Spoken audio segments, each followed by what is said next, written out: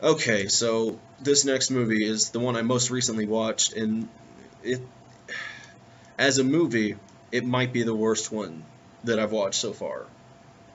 It's called Turks in Space. Alternate title is Turkish Star Wars 2.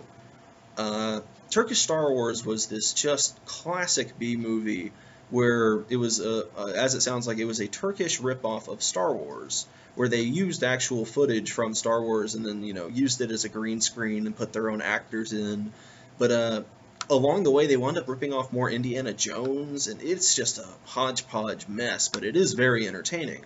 This movie is not. This is a very recent attempt to cash in on the cult status of that movie. They actually got a pretty big budget and a pretty big cast for Turkey.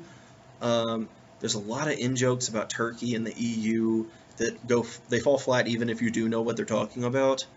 Um, this is, it's said that a failed comedy will fail harder than anything, and this is definitely an attempt at comedy that absolutely falls on its face. I don't know who thought this was a good idea to try and make a sequel to that movie, and to make a sequel as a comedy, even. Just nonsense. This one is actually hard to sit through. Just so much nothing happens. I think the actual the translation from the original title is The Son of the Man Who Saved the World, but it's actually about two sons, two twin sons of the title character of Turkish Star Wars 1. The title character of Turkish Star Wars 1 comes back, sort of. He's frozen throughout about 95% of the movie, like actually frozen in a block of ice. And that's unbelievable because he is actually on the front of the poster of this movie. It's, very disappointing. Mostly because his hairpiece is hilarious. But, yeah, it's mostly a weird sort of romantic comedy plot. I mean, it's got obvious sort of, it feels more like a Star Trek romantic comedy, but none of it's funny and none of it's good. And the only thing I can really say is the sets are really well done, but I think that's just because they had a budget and they put some effort into the sets.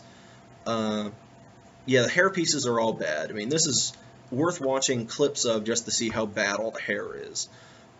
Nothing to say about the acting apart from it's just miserable. None of the jokes are funny. Uh, yeah, it's not easy to watch. If you want to watch, I have not seen Turkish Star Wars 1 myself, but I really want to, and I've heard that one's actually a pretty entertaining watch.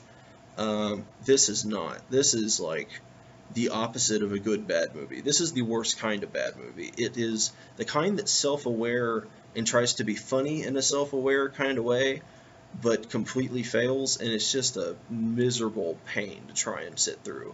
I actually felt bad for, we actually had to track this down to find it and find English subtitles for it.